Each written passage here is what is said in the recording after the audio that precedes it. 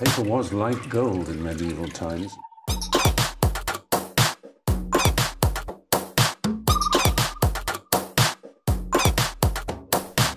Oh, not tobacco. Sugar. That everything we thought we knew about the world might turn out to be completely wrong.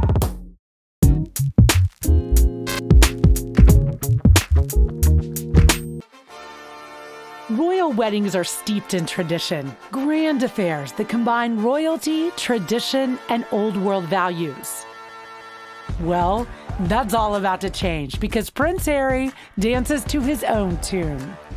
Prince Charles to his son Prince William each chose the perfect British princess. Prince Harry took a different route in a very confident, independent, and drop-down gorgeous American named Meghan Markle.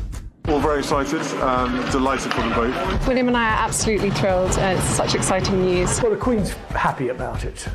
If she wasn't happy, she wouldn't have given her permission. This relationship with Meghan Markle was going to go all the way to the altar. We look at Prince Harry and Meghan and how they came together in a whirlwind romance. It's not about protocol, it's not about the family, it's about the two people who are in love. It's just always nice when someone who seems really cool falls in love and gets engaged. Super excited for her. Just an amazing surprise. It was so sweet and natural and very romantic. He got on one knee. Through expert opinion, we show you preparations from the royal venue to the cake and everything in between. We will also examine past royal weddings and how they compare to Harry and Meghan's. We will also celebrate the big day and discuss the future for this fairy tale matchup. Meghan may not be from the proper bloodlines, but no matter, she has won over the British public and captured the heart of a prince.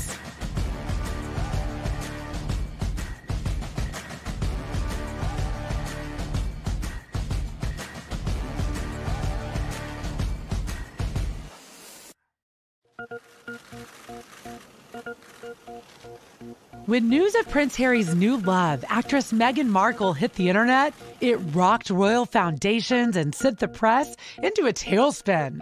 This relationship with Meghan Markle was going to go all the way to the altar, that they had never seen Harry so in love, so head-turned, and actually so happy. In the absence of any denials from Kensington Palace or royal insiders, the world knew that the bachelor prince was serious about his new love. It's an incredible love story, isn't it? An American actress meets Prince Charming. An onslaught of questions began to form about the romance. Where did they meet? How long? And most important, who is Miss Markle? Meghan grew up in a family with not a lot of money. Her parents separated when she was 6 years old. Meghan is one of our own. You know, she started as kind of a real girl from Los Angeles. Meghan Markle is a very special, engaging woman. She's extremely clever. She's very sincere and very eloquent. And I think she's one of those people who everybody, when they meet her, falls in love with. Markle, a successful actress and philanthropist in her own right, had no problem dealing with the intense speculation regarding her romance. Meghan Markle is going to be a bigger interest factor than William's wife, Kate, because of the connection, because of the American connection, because of the fact that the divorce and the sort of this sort of film star, which generates so much interest. This is somebody who has been an actress for many years and who has become quite a big star, and also, you know, potentially could have become a really big Hollywood star. As the romance grew from strength to strength, the engagement announcement in November of 2017 was not surprising and celebrated worldwide. Not only was everyone excited about new blood being pumped into the royal family, but that the lovable prince, who struggled through years of emotional hardship, had finally found a home for his heart.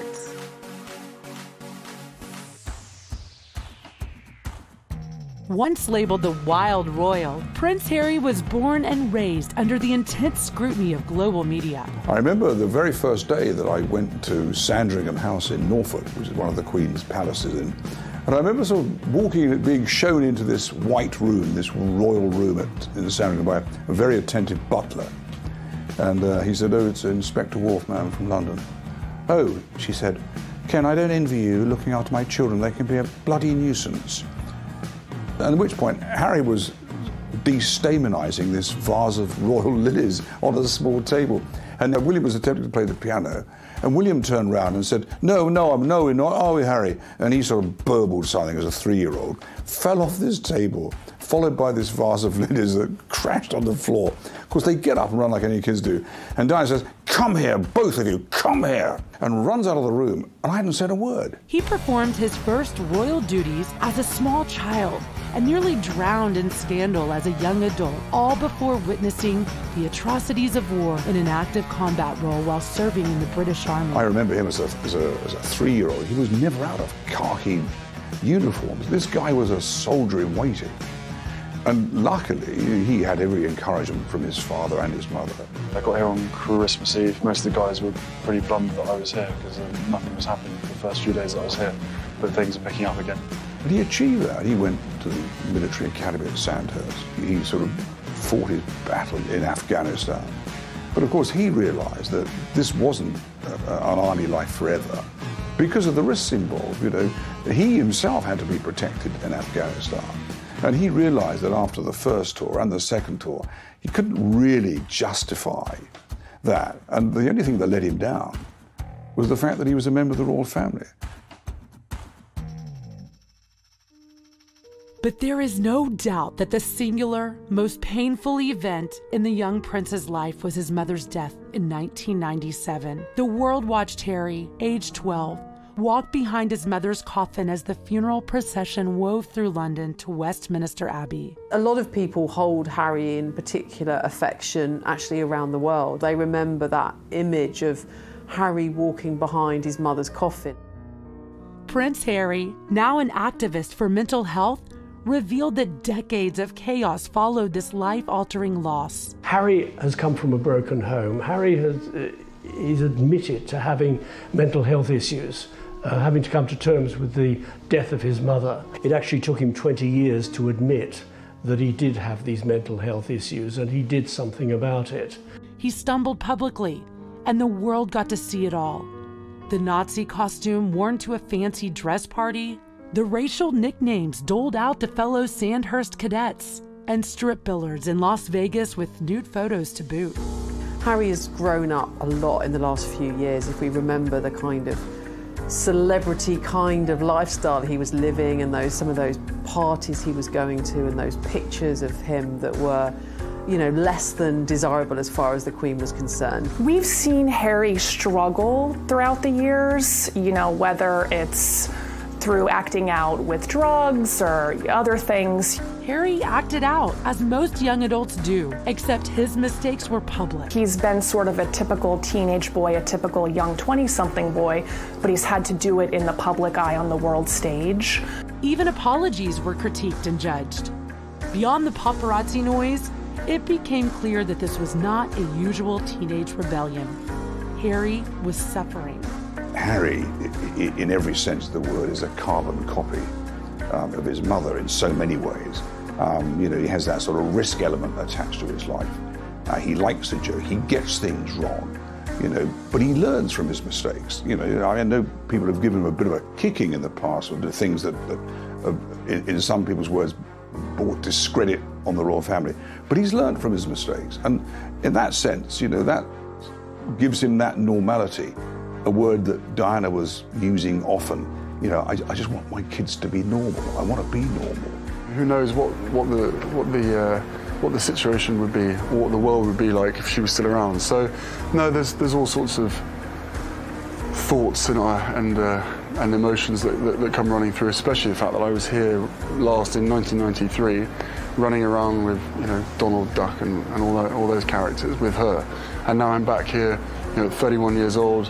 And you know, try my best to make her proud. Harry's transformation has been actually a remarkable one, because we've seen his life take really many different paths. We've seen him get into trouble for underage drinking, for smoking cannabis, for dressing up as a Nazi at a friend's birthday party, you know, for ending up without any clothes on more recently in Vegas.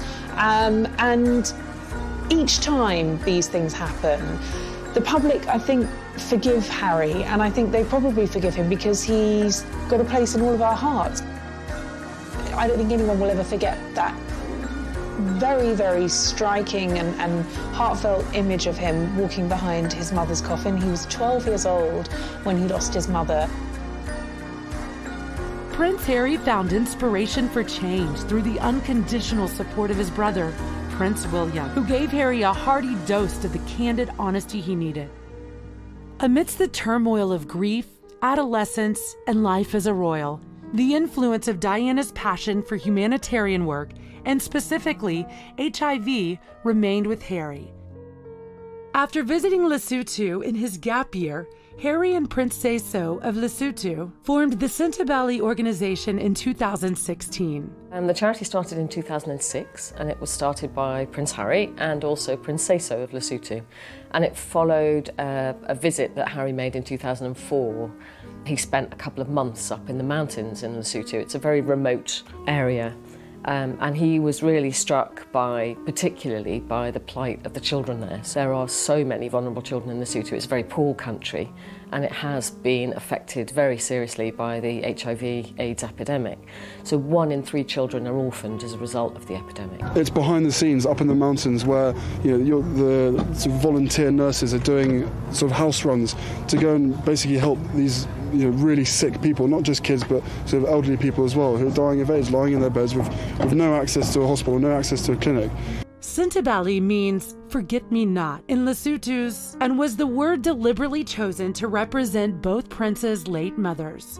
The work that we do in Lesotho and Botswana, and soon Malawi, is to provide a safe space for children who are living with HIV to be able to learn more about living with HIV, be able to build confidence and resilience about how they stay healthy. Why Lesotho was because he was there, and obviously he saw and witnessed himself the situation that some of the young people were in, and so he just responded to that. But obviously it does stem from interest in support in following on. His mother started in terms of breaking down stigma around HIV. I asked friends of mine choosing where I should go for my gap year, and it was sort of based around what my mother had been doing, and I wanted to sort of carry that on. And what better place than to do it here? It's got a problem with AIDS, and there's lots of children. I'm sure she knew this place, but we decided trying to start something slightly new. Carrying the torch for his mother, the People's Princess, humanitarian work is critical in Prince Harry's role as a royal. Prince Harry's been very, very involved and very actively involved in the charity from the very beginning, from the very start. He regularly attends board meetings, he has to sign off the strategy. In addition to that, he loves being out in the field, and the reason for that really, he's got a real genuine empathy with young people, with kids. They really kind of are massively attracted to him. We've seen him with his nephew and niece. We've seen him with children, whether it's at Sintabali and Lesotho. We've seen him with children in hospital. We've seen him in nursery schools. We've seen him at schools. We've seen him with people at the Invictus Games. Harry is a people person, but there is something lacking in his life. Harry's mischievous nature has always won hearts, even while struggling on the inside.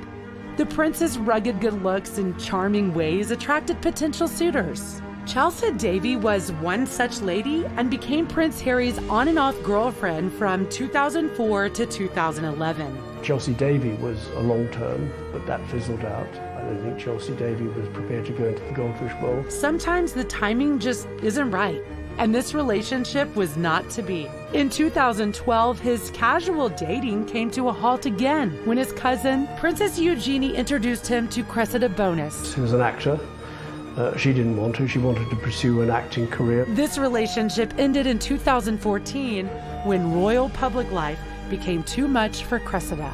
There were points when I think most people thought that the relationship might end with an engagement, but actually neither of those girlfriends wanted the intense spotlight that comes with being a royal girlfriend. They didn't want that level of intrusion in their lives, and ultimately they weren't prepared to make the sacrifice that they needed to make to be with Prince Harry. Through ups and downs, Harry has been able to find himself and now his soulmate. In 2016, when a friend in Toronto introduced Meghan Markle to a prince, perhaps in some way the universe knew it was time. I didn't know much about him, and so the only thing that I had asked her when she said she wanted to set us up was, I had one question. I said, well, is he nice? Already a successful actress and well-known humanitarian, 36-year-old Meghan Markle is accustomed to living in the spotlight. But in November 2017, her engagement to Prince Harry triggered an escalation of media attention that the royal-to-be had probably never experienced before. It's the stuff of fairy tales. Another fantastical royal wedding to inspire a nation, but sadly, the joy of this pending union has been splintered by the worst of those in the media since the news of their courtship broke. The difficulty, of course, with Prince Harry finding love with a famous actress was exactly that. She was a famous actress. The time that the romance was actually revealed in the papers, I remember she was promoting a clothing line for Reitman's, the Canadian department store, and she was having to do a lot of press around that. Well, how could you do press interviews around a clothing line and people not want to talk about Prince Harry? So I think they realised early on, particularly at the palace, that there was a potential conflict of interest. It's why we saw her posting less on Instagram. It's why we saw her eventually close down her lifestyle blog and eventually give up her career as an actress, which is what she's done to marry Harry. She's going to have to be very careful of what goes on social media now. I mean, it's a royal rule of thumb that there's no selfies, and we saw that in her first day out in Nottingham when she was taking photos with people. She was like, no, I'm not allowed, no selfies. Markle is a biracial American, an actress, and a divorcee. And while most people find this union a beautiful and refreshing reflection on what the 21st century should reflect, it made Markle an immediate target for the dark media, who were quick to release bigoted, racially charged slurs. There's a misconception that because I have worked in the entertainment industry that this would be something I would be familiar with, but even though I'd been on my show for, I guess, 6 years at that point, and working before that, I've never been part of tabloid culture. I've never been in pop culture. You know, Meghan certainly felt that the British press were out to get her. I don't think the press were out to get her as such. I think they were out to find out as much as they could about her. You know, her ex-husband being doorstepped, her mother having reporters turning up asking questions, all of her friends being contacted. I haven't met him, but I mean, I've spoken to Meg a couple of times. They're so happy and so in love, and it's so normal. And it's not a nice experience. It's one that Harry has spoken about and has always recognised. It's the one experience that immediately puts a potential girlfriend off, and of course it would do. That line between public and private life is almost non-existent anymore, and we will continue to do our best to ensure that there is the line. I tried to warn you as much as possible, but I think both of us were totally surprised by the reaction. Internet trolls pounced, and a media storm of sexist and bigoted articles were released. This appalling lack of decency made it impossible not to ponder the similarities between Meghan and Harry's late mother, Diana, Princess of Wales, who was the subject of such intense media scrutiny that most believe the paparazzi caused her tragic death. And those people that caused the accident, instead of helping, were taking photographs of her dying on the back seat. And then those photographs made their way back to news desks in this country. This was all pre-social media. You know, the genuine paparazzis were the guys with a camera around their neck, and the sort of Fleet Street mob, you know, the national newspapers.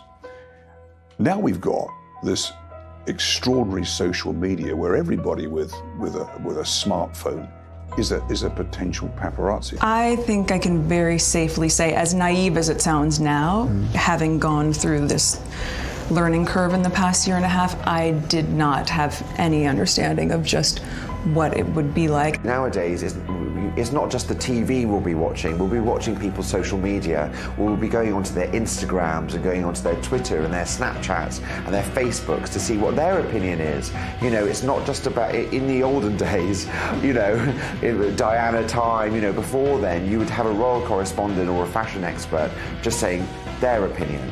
Now you have millions of people's opinions. Not so long ago, Kate Middleton endured similar scrutiny and had to take legal action to protect herself.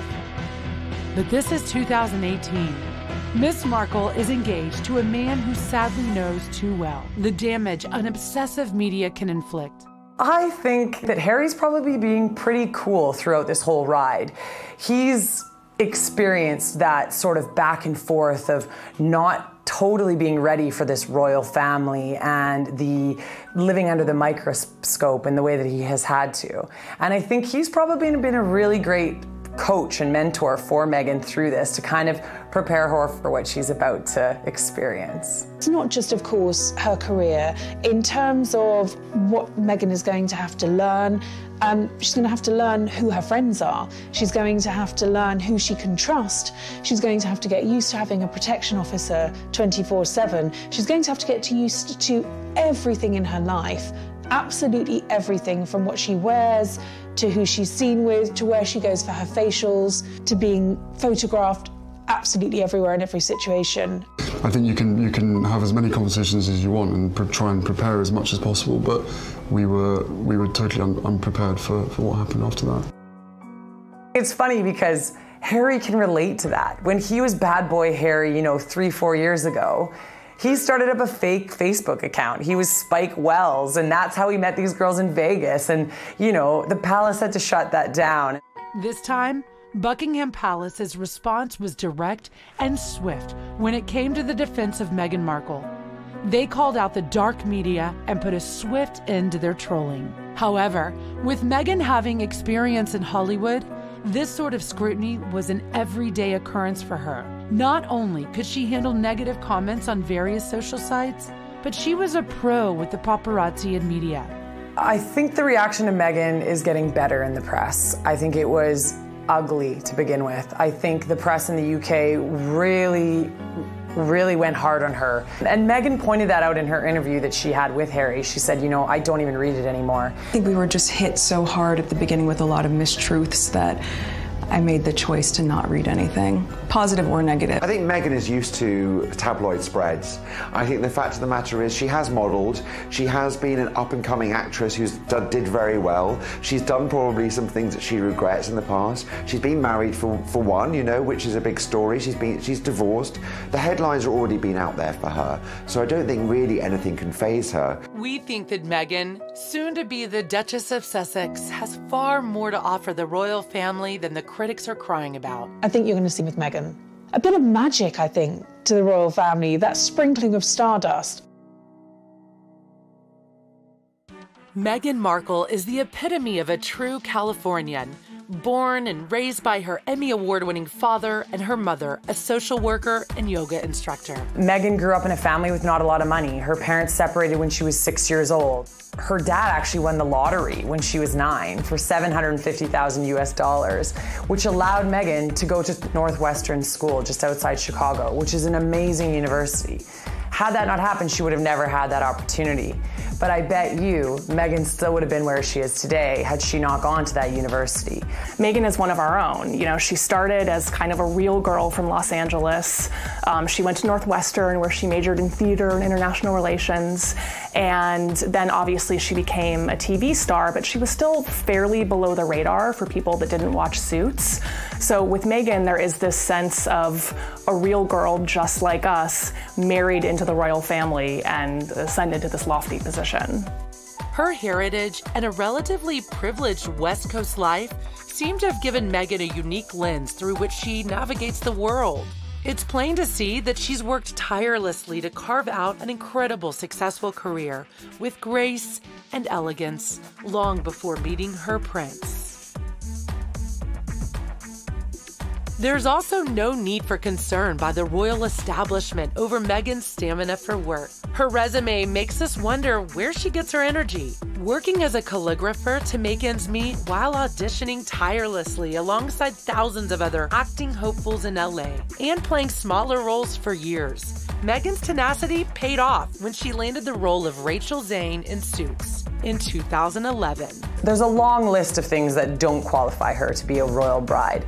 But the truth is, if you delve a little bit deeper into who Meghan is and the roles that she's had in the past, she actually is quite a solid fit for Harry.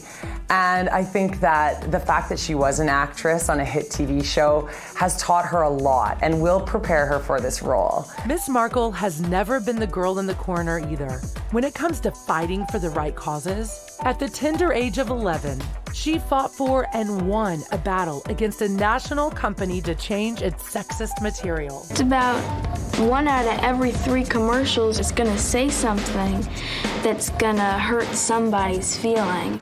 Her willingness to work freely for humanitarian causes was well documented long before meeting her prince. I am proud to be a woman and a feminist. A relentless advocate for women's rights, Markle has campaigned on this issue with the United Nations since 2015. Women need a seat at the table. They need an invitation to be seated there. And in some cases, where this isn't available, well then you know what? Then they need to create their own table. Meghan's an ambassador for World Vision Canada. We saw her go to Rwanda on a water mission. And I think that those are things that Meghan loves and is passionate about. And she was really interested in those things before even having met Harry or thought up this idea of becoming a princess. So I think that that says a lot, is that this is genuinely something that's in her and not that she's playing it to be. I work with Meghan on a thing called the Global Gift Gala, which is a big event that we do in London to raise awareness for many different charities. The charity we worked with was called Caldwell Children, which is for disabled children. Meghan hosted it, and she got very involved in what we did, and she wanted to learn about the charity. She wanted to learn about how we benefit the children. It appears that Meghan will fit right into life as a royal, and bringing her grace, poise, and proven work ethic and a seemingly inherent desire to help others. Both of us have passions for wanting to make change for good, and you know, with lots of young people running around the Commonwealth, that's where we're going to spend most of our time, hopefully. And it was really one of the first things we connected on. It was one of the first things we started talking about when we met, was just the different things that we wanted to do in the world and how passionate we were about seeing change, I think. For anyone obsessed with the next royal romance, the conjecture ended in October 2016, when news of Prince Harry and American actress Meghan Markle's relationship broke. I received probably 15 emails and tweets kind of all at once when the news broke. Instead of the excitement dissipating, the buzz of this unexpected romance broke records. We found out that she was a little bit older than him. That she, obviously was a famous actress in her own right. And I immediately started Googling her and was like, okay, this girl, she's beautiful, she's smart, so it definitely was exciting and intriguing. Meghan was the most Googled woman in 2017. It's what the public wanted. It was a love story, it was exciting. When the beans spilled that they met through a mutual friend, who this royal matchmaker was became the hottest mystery in social media. There have been many hints, but no one has confirmed or denied Cupid's identity yet. We were introduced actually by a mutual friend who we should protect her privacy and not reveal too much of that. And but it was literally through her, and then we met once and then twice back to back, 2 dates in London last July. With the story of how they met put to bed, a new obsession took over royal fans. Is Meghan Markle actually the one? It was, I think, about 3, maybe 4 weeks later that I managed to persuade her to come and join me in Botswana. Right off the bat, he took Meghan with him to Botswana to celebrate her birthday and experience his glamping. Then, in 2016, it became apparent that this relationship was significant, according to Royal Watchers, when Harry took Meghan to his best friend's wedding in Jamaica. Gossip turned into a genuine buzz. The 3-day Jamaican celebration was the best opportunity yet for Harry to introduce Meghan to his inner circle of friends. And it was reported that they fell in love with her too. The romantic occasion provided the perfect opportunity for the pair to show their affection for one another. We had a good 5-6 months almost with just privacy, which was amazing. Very early on, when we realized we were going to commit to each other, that we knew we had to invest the time and the energy and whatever it took to make that happen. I don't think you've had any idea what time zone you've been on for the last year and a half. No.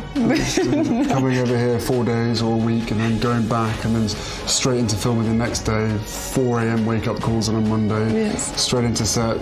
The media broke into a frenzy when word got out that the couple would be making their first public appearance together at the 2017 Invictus Games, a major sporting event for wounded veterans initiated in 2014 by Prince Harry. 1 week ago, I told you that you needed to be ready, but even I could not have been ready for the scale of what we witnessed at these games. The Invictus Games are a personal and important event for him. So when Harry invited Meghan's mother, Doria Radland, to join them at the closing ceremony, it was clear that this romance is the real deal and that Harry had Doria's blessing. It's just how differently they're doing things, and whether it's that sort of very unusual show of affection at the Invictus Games, where Harry kissed Meghan not just in front of his future mother-in-law, but in front of the world. The speculation changed course. Now everyone wanted to know when and how a proposal would occur. But importantly, was Meghan going to be accepted by the royal family?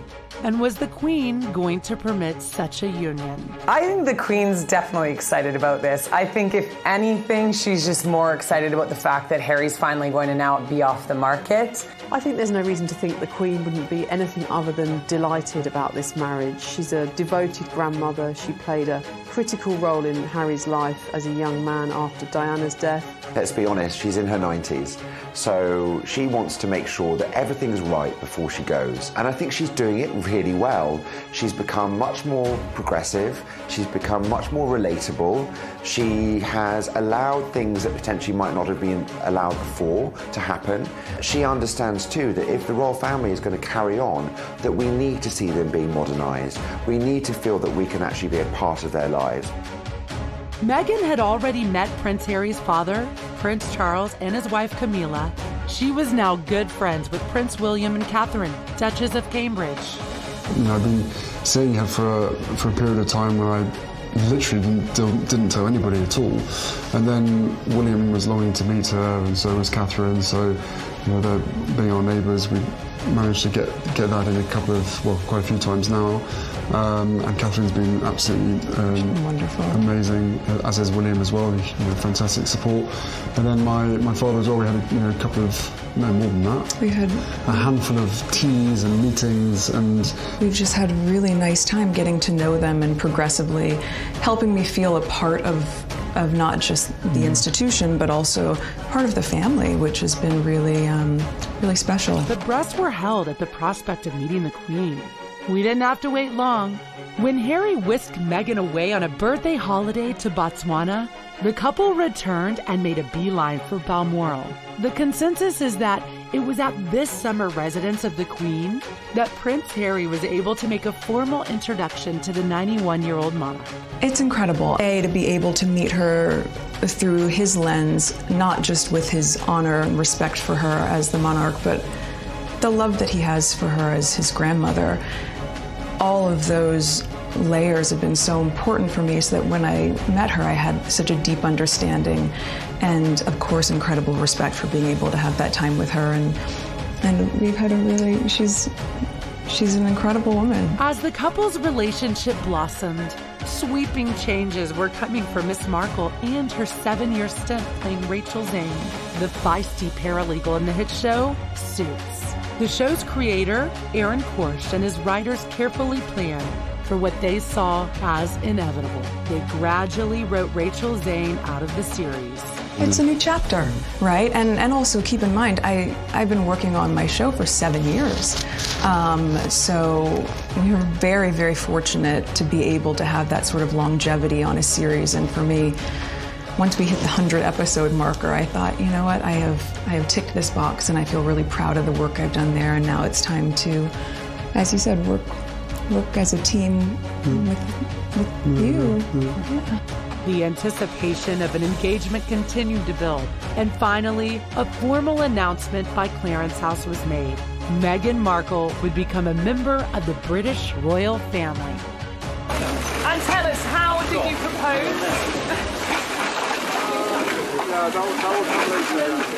Was it romantic? The occasion itself will generate global television audiences, news items. Already they're planning it. We're already, 5 months away.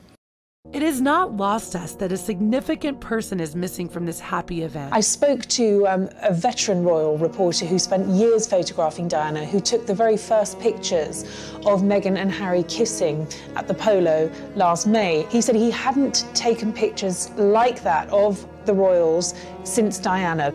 Diana, Harry's mother, has striking similarities with Meghan Markle, and Harry thinks they would have been great pals. She would be over the moon, jumping up and down, so excited for me.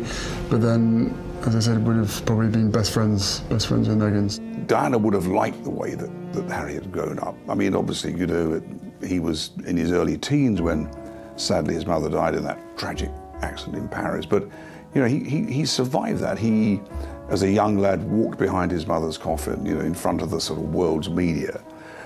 And he talks about it openly now. And so in that sense, his mother would have been exceptionally proud of him. Well, I think Diana would be thrilled to see William and Harry settle down with, two really perfect brides, actually. Kate is so perfect for the role that she has to fulfill. And I think Meghan's, going to be a great success at all. And she's already proved to be very suitable in so many ways. They make the princes happy, and I think that's probably more important to Diana than anything else. She said she wanted them to marry for love. Diana was a very hands-on individual. So in that sense, would have been delighted with the way that William had found his love, his wife at university. And in the same way that no pressure was put on Harry to find his life. Obviously, not being able to meet his mom, it's so important to me to know that she's a part of this with us. And I think in being able to meet just different people who are so important to his mom, I'm able to, in some way, know a part of her through them and, of course, through him. But Prince Harry found a way to ensure that a part of Diana will always be present, and designed a ring that used 2 of his mother's diamonds with his own from Botswana. The ring is a beautiful legacy both to their union and Diana. The ring is obviously yellow gold because that's her favourite, and the main stone itself I sourced from Botswana, and the little diamonds either side are from my mother's jewellery collection to make sure that she's with us on this crazy journey together. And it's beautiful, and he designed it. It's incredible. Meghan Markle has a special kind of sparkle. Her bright smile and demeanor have that Hollywood glamour.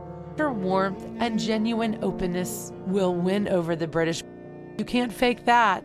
This is the most important thing, in my view, that's happened to the royal family for centuries. I think Meghan Markle is the best thing to happen to the monarchy in years. She's young, she understands the zeitgeist, she understands what people want, and she really connects with people in a way that we also saw with Princess Diana. And so I think that it's only a good thing that we have Meghan in there. She's sort of shaking off the cobwebs and moving the royal family firmly into the 21st century. There's no denying that Meghan Markle's elegant fashion style turns heads wherever she goes. Even before her engagement to Prince Harry, Meghan's stylish appearance grabbed the attention of the fashion world. Since news broke of her relationship with Prince Harry, Meghan has continued to wear her favorite labels: Mother, Erdem, Line, and Misha Nunu, to name a few. When they first made their public appearance announcing that they were engaged, she had on a white trench coat that was made by a Canadian company called Line. She orders a lot of her clothes from there. It's sold out within the hour. In her interview with Harry, chatting through the engagement and how they met, she was wearing a dress from an Italian company. Same thing, sold it within an hour. Inherently, Markle has already shown that her love for fashion and attention-grabbing style can boost her humanitarian work, just like her fiancé's late mother, Diana. I love Meghan. I think that it's amazing that she's very different from the British mold. I think that she's a breath of fresh air that's very necessary in the royal family. We've seen it with her in terms of how she dresses, how she wears pants to events, how she does her hair, you know, unlike, say, Kate Middleton or some of the other royals who always look very perfectly coiffed. Meghan's style is frequently compared to her future sister-in-law. Princess Kate is quintessentially English. You know, everything that she wore from when she was at university was very sort of twin set and pearls, very sort of Chelsea girl, that kind of feeling that it's very, you know, what you expect to read when you open up Horse and Hound or Tatler. You never see her in sweatshirts or sweatpants and some Uggs.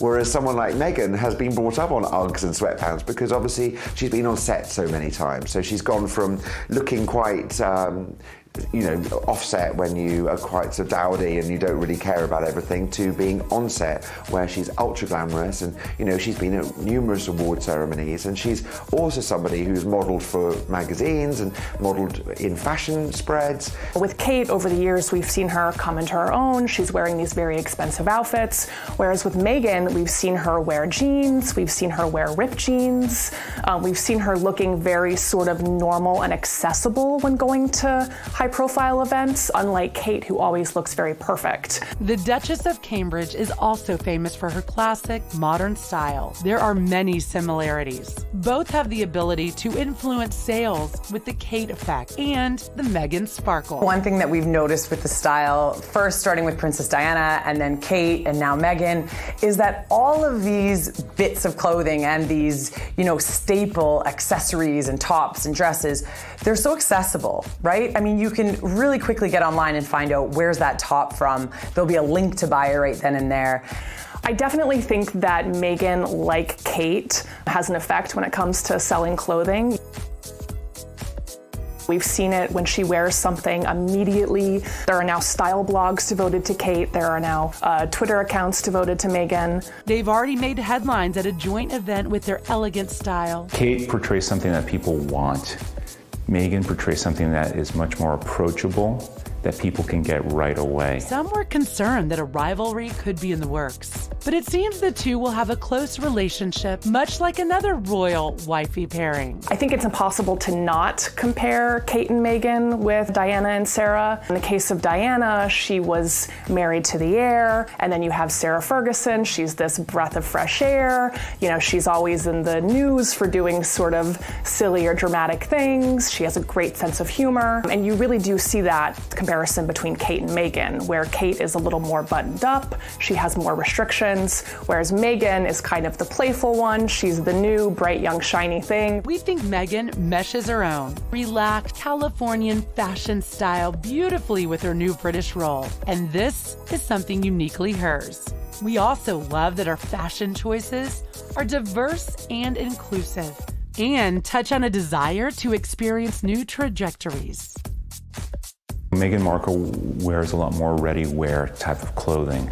And so what you're going to have is fashion designers that are making ready-wear attire where they can go ahead and produce it quickly, sell it, and then as soon as that inventory sells out, Meghan Markle will go ahead and put her Markle spin on it again, and then it will start a whole new trend of clothing along that ready-to-wear business attire.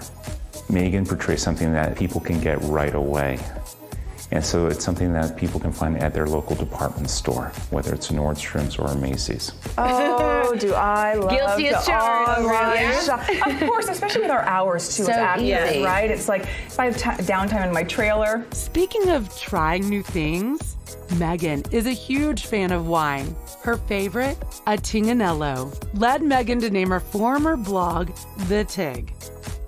The namesake is from a wine called Tignanello, but in the States we sort of bastardize the name and say Tignanello. And it was my first sip of wine where I said, oh my gosh, what is this? Like, I said to the bartender, what am I drinking? He's like, just call it the Tig. This moment revealed to Meghan that to live is to be curious and insatiable in living one's life.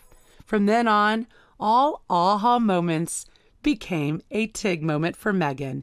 Someone had always asked me about, fans especially once the show started, travel advice or food, restaurant advice, fashion of course. And I said, let me create a hub where I can have all of that stuff there that's really aspirational but attainable. Meghan has remarked that the best part of discovering great wine is the adventure taken to find it, meeting the winemakers. However, Tignanello is not her only favorite.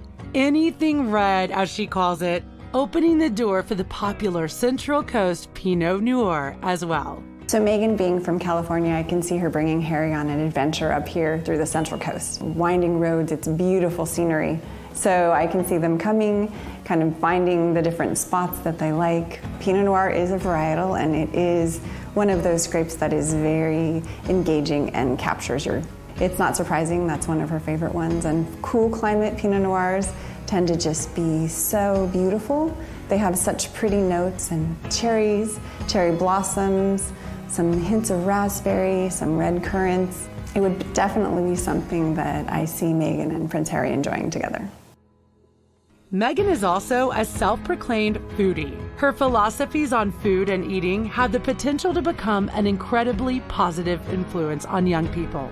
Meghan advocates lifestyle eating over dieting and is open about her years of teenage angst about weight and beauty. We love that she's such a fantastic role model, but is also not afraid to burst out the treats now and then. Markle's instinctive humanitarian side led to her adoption of Bogart and Guy, her two canine companions. I have two dogs that I've had for quite a long time, both my rescue pups, and one is now staying with very close friends, and my other little guy is, yes, he's in the UK. He's been here for a while. Okay. They say that dogs have the innate ability to judge good and bad, and even the royal corgis, usually the toughest audience of all, according to Prince Harry, have embraced Meghan into the royal family. For the last 33 years being barked at, this one walks in absolutely nothing. Just laying on my feet during tea. It was very sweet. And it's just like, oh.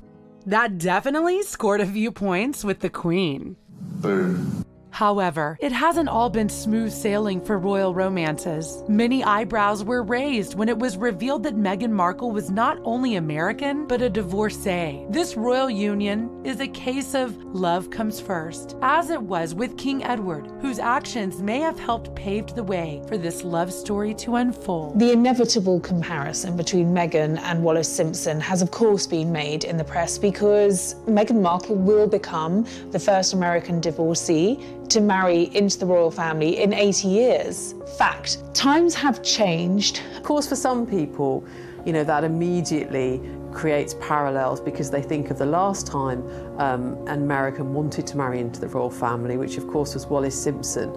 And people draw parallels and say, oh, but isn't it amazing how far we've moved on? And actually, I mean, yes, we have, but Edward VIII was king at the time that he wanted to marry Wallis Simpson. His Royal Highness King Edward VIII's marriage to American divorcee Wallis Simpson in 1937 is one of the most significant romantic scandals in British history. So great was the monarch's love for Wallis Simpson that Edward abdicated the throne to marry her. Edward was direct in line to the throne. He gave up his throne because he wasn't prepared to be king without, as he put it, the help and support of the woman he loved. So he abdicated, and they went off to Paris and got married and never lived happily ever after from then on. There are striking similarities between King Edward VIII's marriage to Wallis Simpson and Harry's pending nuptials to Meghan Markle. Wallis was American, as is Markle. But there are interesting distinctions too. Harry is fifth, soon to be sixth in line to the throne, so it's far less significant the fact that he's marrying an American actress, a mixed race actress, a woman who's 36 and been married before. Meghan is a very different person. She's been married before, she's a divorcee. Charles was married before, Camilla was married before, both divorced, they got married. For Edward and Wallis, marriage to a two-time divorcee was at the time immoral, and with World War II looming, the British people needed a strong monarch. Harry, unlike his predecessor, Edward, is not heir to the throne. He's not king. And in fact, because there are now several heirs with William, he never will be king. When Edward wanted to marry Wallis Simpson, it was literally a constitutional crisis. It was, absolutely unfathomable to the people. In terms of Harry wanting to marry Meghan, he's 5th or 6th in line for the throne. He's way down the line. There isn't really the worry that we'll have an American queen on the throne. So I think that Harry has a lot of flexibility and freedom in being able to marry for love instead of having to have an eye toward duty. A lot of comparisons are being, floated about Edward VIII and Wallis Simpson. Well, of course, that was in the 1930s, 1936. We're looking at a totally different royal family then. This was a non-starter. But then, Wallis Simpson was a divorcee, and there was some interesting history around that time. But the royal family have progressed, following his abdication. The responsibility of the monarch was to the Church of England, and the church had no time for a divorcee as future queen. It was a stigma. You talked about it in hushed tones. If somebody was divorced, you thought, oh, no, I'm not terribly sure I can socialise with that person. It's no longer a stigma. It's a fact of life. People get married, they don't like each other anymore, they get divorced. We've moved a long way from the days in the 1930s when divorce was frowned upon by the Church of England. Britain's royal past is intimately bound with religion. Even Meghan Markle in 21st century Britain was baptized before her wedding day. But no other union rocked a nation to its spiritual core than that of King Henry VIII and Anne Boleyn in the 1500s. King Henry, already married to Queen Catherine of Aragon, decided Anne would be his and plotted to have his marriage to Queen Catherine made void. Rebelling against the Pope's intense opposition, King Henry married Boleyn in a secret ceremony. This marriage changed the religious culture of England forever. The Church of England came under the stewardship of the monarchy, and Roman Catholicism lost its footing. Anne Boleyn, of course, was ultimately charged with adultery, incest and witchcraft, and then burnt. Or had a head chopped off, rather. Since the ill-fated marriage of Anne Boleyn and King Henry, times have changed, and one need look no further than Prince Harry's very own brother, Prince William's modern-day romance with his college sweetheart, Kate Middleton. In fact, Harry could be thanking his older brother William for laying the foundation for a modern-day royal union. It was actually Diana who told William and Harry to marry for love. When they married, it should be for love.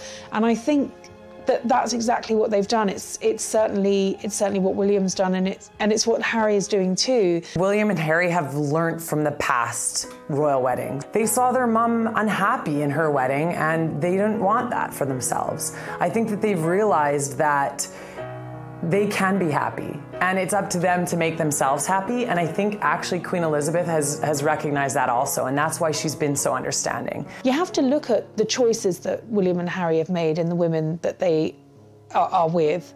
Kate, a commoner, not of blue blood, not perhaps the aristocrat that we might have picked for Prince William, but that marriage and that relationship is and has been, hugely successful for 10 years. Now England's beloved Catherine, Duchess of Cambridge, the paparazzi incessantly reported on Kate's lineage of coal miners, blue-collar workers, and the lack of any aristocracy. From what I've seen of Meghan so far, if you were going to compare her to anyone, I wouldn't be comparing her to Kate, because I think they're two very different women.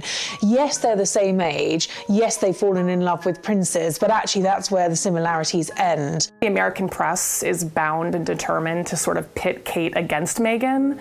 But the fact is, they're very different people. Meghan marries into the royal family, a famous actress in her own right, a divorcee, she's got history, there's a whole background to her, whereas, Kate married in, almost say a blank canvas. You know, her longest term relationship of 10 years was with Prince William. She didn't have a full-time job as such. Kate is a mother, soon to be mother of 3.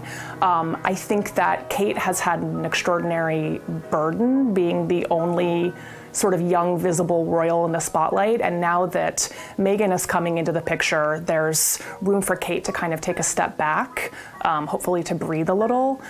We are delighted that Meghan Markle's fairy tale romance is a reflection of how far royal traditions have evolved, and we can't wait to see her sparkle on her wedding day. Once the Cambridge's third baby arrives, Harry will move down the order of succession and he will become 6th in line to the throne. And because of that, it's incredibly unlikely that he is going to be king. So he has a very different role from William. So I think Meghan and Harry will be a different couple to William and Kate. They have different roles, different purposes. Nonetheless, both are meaningful. You know, Harry and Meghan have that freedom, I think, to perhaps push royal boundaries a little bit more than William and Kate would be able to do.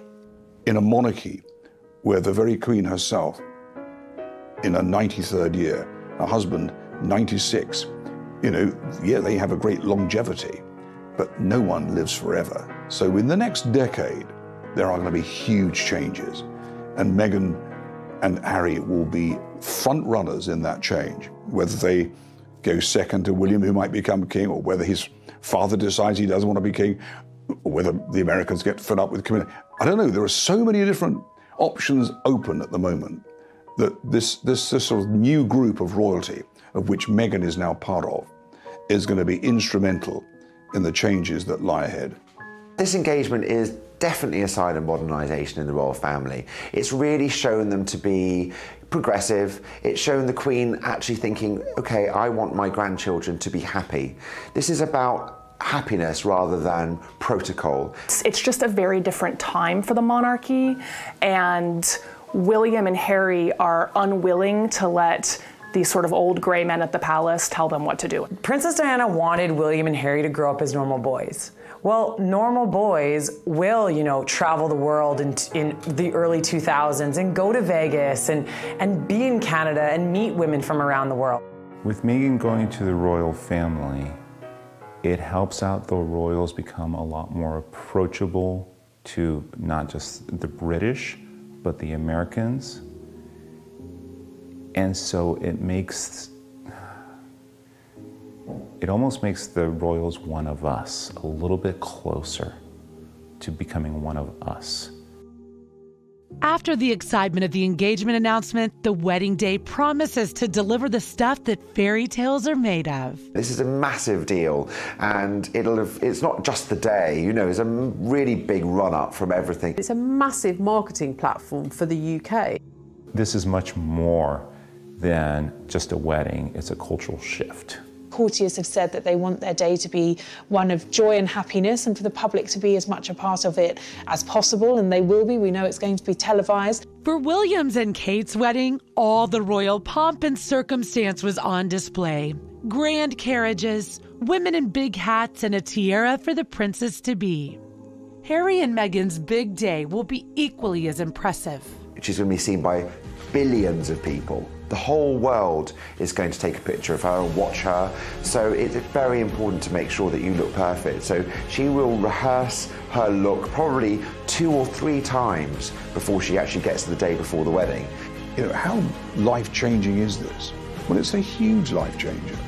Because suddenly, you know, one minute you're Meghan Markle, the actress, and whatever, going anywhere. Next thing you're a princess of the realm of the United Kingdom.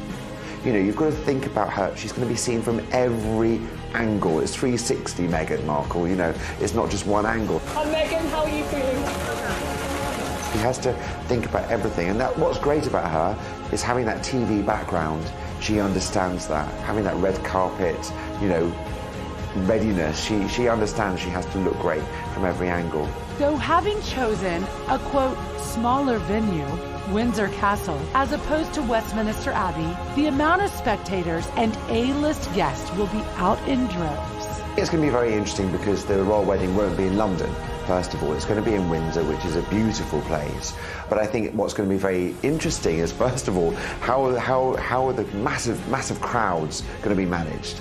Because that whole place is going to be full of so many tourists, so many people from London coming up and wanting to see or get a glimpse of the royal family. For Meghan, there has been a great deal of speculation as to the designer of her special wedding gown and who exactly is on her guest list. She is known to have quite the A-list of friends and work associates. I doubt whether she'll be wearing the dress that she wore in Suits, but I do think she'll be, and I think, you know, also there's a lot of, she's got to live up to what Princess Kate wore, you know, which is was a most amazing dress by Sarah Burton, you know, fantastic.